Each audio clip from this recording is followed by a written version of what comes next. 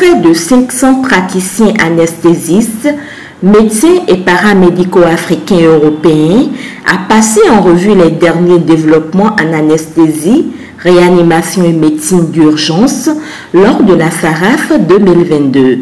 Ce congrès a été un moment propice pour réfléchir sur les dernières avancées de cette discipline au contexte africain.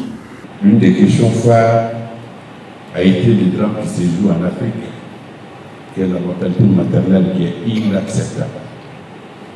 Le patron disait, quand il arrivait, il y avait un seul médecin, le taux de mortalité n'a pas changé. Il faut qu'on ait le courage de se regarder les yeux dans les yeux, et on doit jouer pleinement notre partition, contribuer fortement à la lutte contre la mortalité maternelle et néonatale.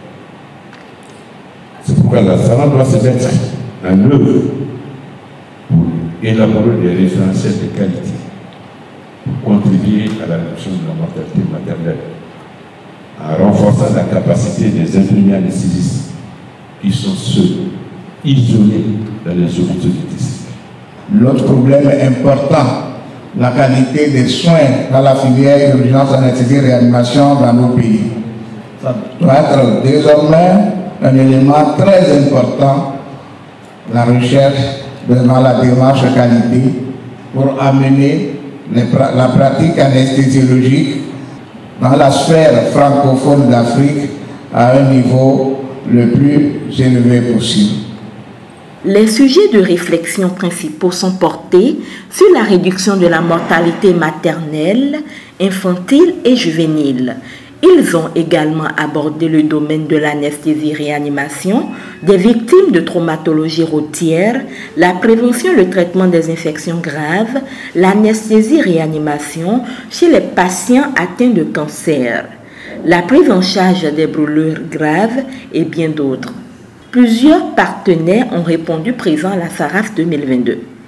La société française, je rappellerai simplement le partenariat que nous continuons à développer, à savoir l'inscription gratuite pour tous les internes à la SFAR et l'inscription gratuite pour tous les membres de la SARAF. Avec la qualité des échanges, des programmes, le dynamisme des collègues, eh bien, on peut se dire qu'on affrontera ces nuages tous ensemble avec beaucoup de qualité. Les congressistes sont satisfaits de la SARAF 2022.